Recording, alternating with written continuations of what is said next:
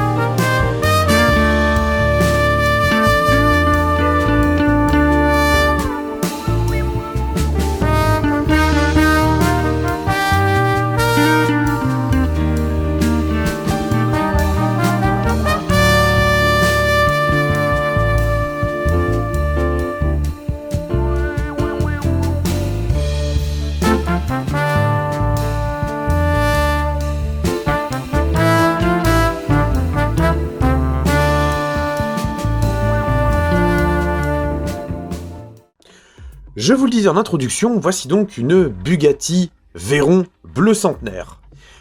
Il faut qu'on remonte un petit peu le temps. Bugatti, c'est une marque automobile fondée en 1899 par un certain Ettore Bugatti. À l'époque, l'homme se consacre à la fabrication de tricycles, puis de voitures pour le compte de Dietrich. C'est seulement en 1909 que Bugatti emménage à Molsheim. Et c'est là que la production des voitures va commencer avec notamment un modèle de course, la Type 13. L'histoire de Bugatti sera ponctuée par de nombreux modèles prestigieux, mais ça on aura l'occasion d'en revenir un peu plus tard dans une autre vidéo.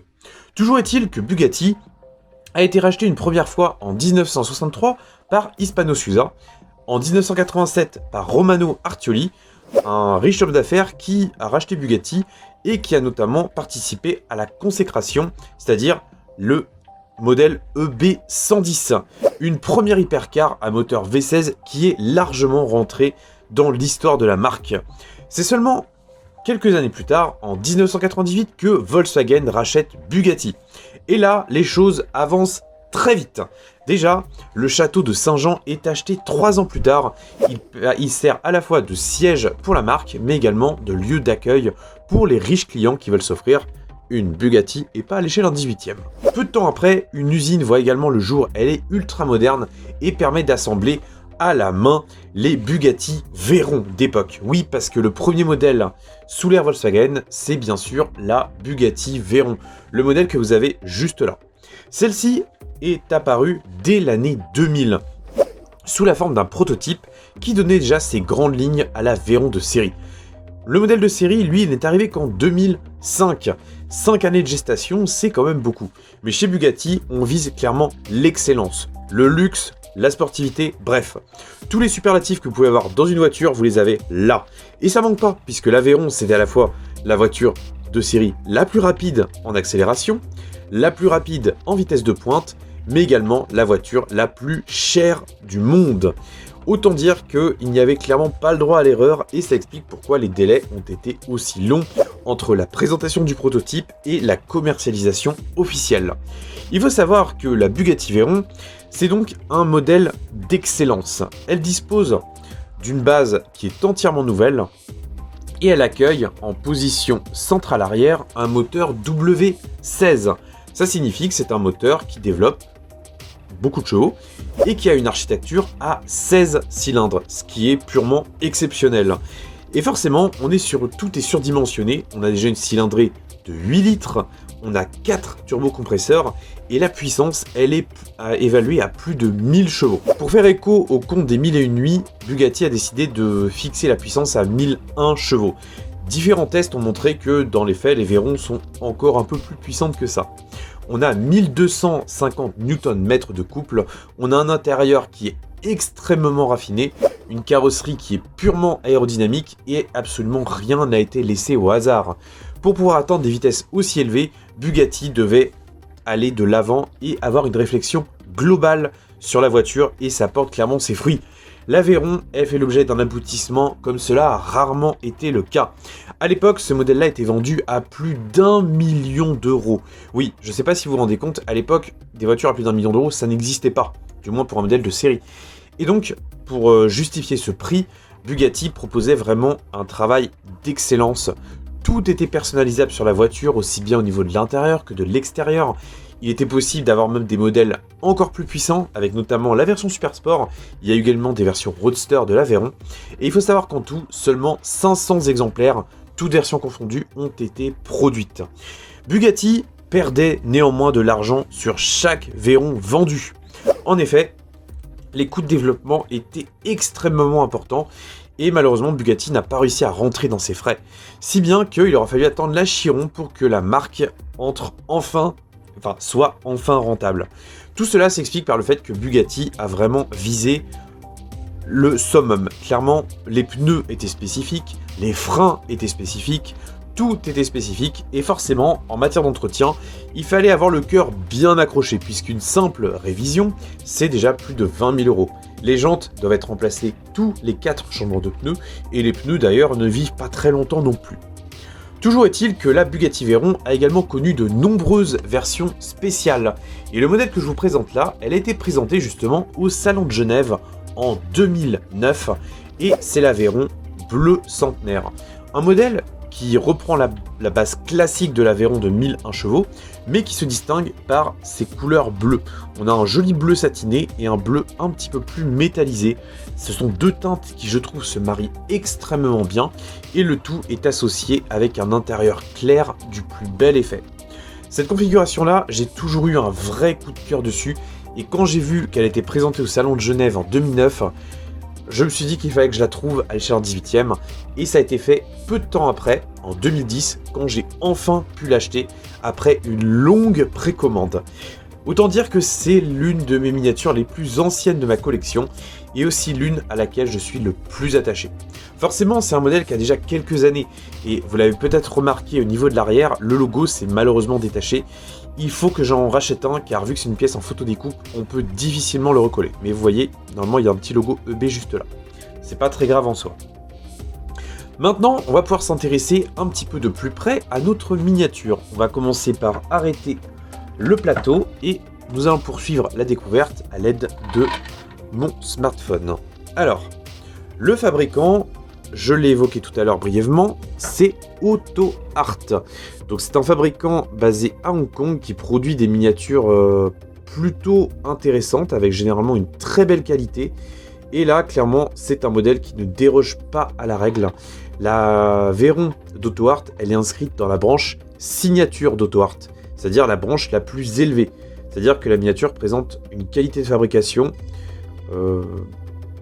vraiment très très haute dans les standards hauts d'AutoArt, et c'est pourquoi on a vraiment une miniature qui est très impressionnante.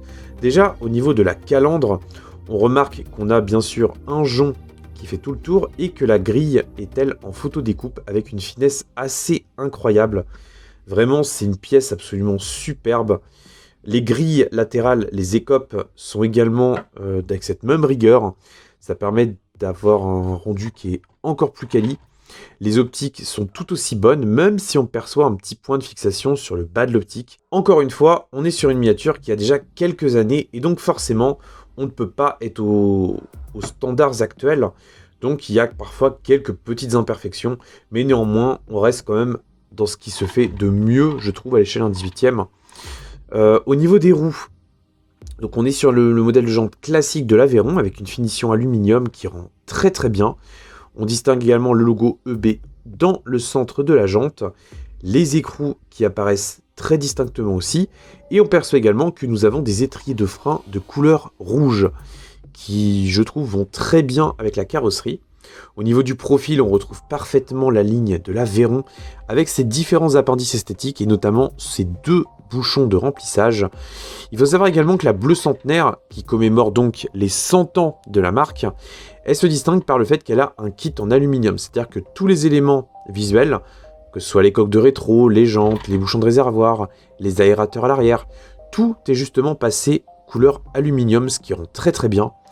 On a des lignes qui sont bien rapportées et une peinture qui est vraiment très belle. Au niveau de l'arrière, on retrouve bien sûr cette même rigueur. Alors, comme je l'ai évoqué, le logo, il s'est détaché tout à l'heure. Il faut que j'en retrouve un et que je le refixe. Néanmoins, c'est vraiment très joli. Tout est très fin. Les sorties d'échappement que l'on perçoit au sein du diffuseur sont également belles et percées. On retrouve des parties en photodécoupe et les optiques arrière sont d'une très grande finesse. Vraiment, c'est très joli.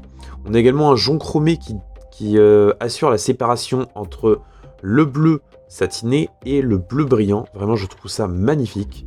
Enfin, vraiment, quand j'ai vu cette configuration-là la première fois, je me suis vraiment dit, mais elle est incroyable. Maintenant, si on prend un petit peu de hauteur, ça permet de vraiment apprécier pleinement les galbes de ce modèle-là. On voit qu'elle prend superbement la lumière et que les jeux d'éclairage sont parfaitement respectés. Vraiment, c'est une très belle pièce que je suis très content d'avoir dans ma collection. Et on voit même que rien n'a été laissé au hasard, puisque même les petites écopes là, elles ont des parties en photodécoupe, ce qui améliore encore une fois le réalisme. Maintenant, passons au niveau des ouvrants, parce qu'il y en a 4 sur ce modèle-là, voire même 4,5. On va directement commencer par les portes. Portes qui vont nous donner l'accès justement à des contre-portes absolument magnifiques. Bon, c'est peut-être pas la plus belle pièce du modèle, mais les ajustements sont extrêmement rigoureux. Vraiment, pour un modèle sorti il y a 14 ans déjà, ça rajeunit pas. C'est vraiment d'un excellent niveau. On a également les seuils de porte qui sont marqués de centenaire 2009 Genève, ce qui était une spécificité de ce modèle-là. Au sol, naturellement, on retrouve du flocage, ce qui permet d'avoir un rendu moquette. On retrouve également la console centrale typique des Veyron, un petit peu à la façon d'un cockpit, le sélecteur de la boîte séquentielle DSG.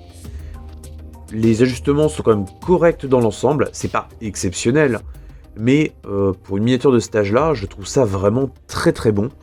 La sellerie est tout aussi magnifique avec les passages dérardés, les ceintures de sécurité qui sont véritablement en tissu, on les distingue ici, les boucles qui sont de couleur rouge et les ajustements qui sont quand même très beaux. Vraiment, j'adore cette ambiance intérieure, c'est tellement classe. Maintenant, passons côté conducteur, parce qu'il y a également quelques petites choses qui sont sympas à percevoir. Comme d'habitude, on utilise un outil pour ouvrir les portes, ça permet d'éviter d'altérer quoi que ce soit. Et là, de ce côté-là, on retrouve les 2 pédales au sol, reproduites assez classiquement. On a également une petite insigne juste là. Le volant qui est également très joliment rapporté, avec la partie centrale couleur aluminium, les différents commodos, les fonds de compteur qui sont imprimés. Vraiment, ça n'a pas pris une ride. J'aime beaucoup cet intérieur, même si de nos jours, on verrait plus trop un intérieur aussi épuré. Pour les modèles sportifs, les gens ont quand même des attentes un peu plus importantes. Mais personnellement, je suis assez nostalgique de cette période où justement, il y avait certes des performances élevées, mais aussi une certaine sobriété dans la ligne. Vraiment, c'est une époque que je regrette un peu. Maintenant, au niveau du châssis. Alors, on a la numérotation. Moi, j'ai l'exemplaire numéro 47 parce que je l'ai commandé parmi les premiers. On a également le diffuseur qui est bien reproduit. Bon, c'est pas la partie la plus incroyable, mais c'est quand même tout à fait correct. De toute façon, sur les supercars et les hypercars, on a généralement un fond plat. Maintenant, découvrons le coffre avant. Et pour ça, on utilise un petit outil qui permet justement d'ouvrir le coffre, de l'aider à se relever. J'arrive pas à le trouver, c'est pas grave, je vais faire à l'ancienne, de toute manière de mémoire il s'ouvre sans difficulté, voilà effectivement. Et là on retrouve des vérins, parce que oui, chez Auto Art on en trouve quand même assez régulièrement, ce qui est assez cool.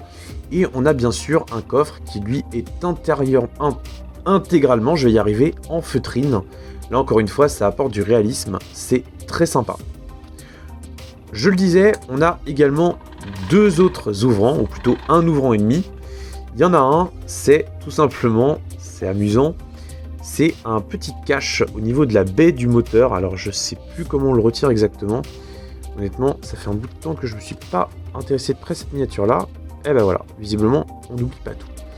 En fait, ça permet de voir un petit peu le moteur plus en détail. Donc je le répète, nous sommes sur un moteur W16 avec 2 bancs de 8 cylindres chacun. On a les différents éléments qui apparaissent, ainsi que donc que ces extracteurs d'air de grande taille. La mention 16.4 apparaît ici. 16 pour le nombre de cylindres, 4 pour le nombre de turbocompresseurs. On a différents éléments mécaniques qui se trouvent ici. Et on a également le silencieux qui apparaît là, juste sous l'aileron. Vraiment, c'est très très chouette. Et justement, le fait de pouvoir enlever ce cache, ça permet de voir encore un petit peu mieux la miniature. Vraiment, je trouve qu'Autoart a très bien réussi son coup. Et donc, le dernier élément, il s'agit d'un petit picot que l'on trouve là, et qui permet en fait de déployer l'aileron. Je vous refais la cinématique. L'aileron, on le rentre en position centrale. J'appuie et...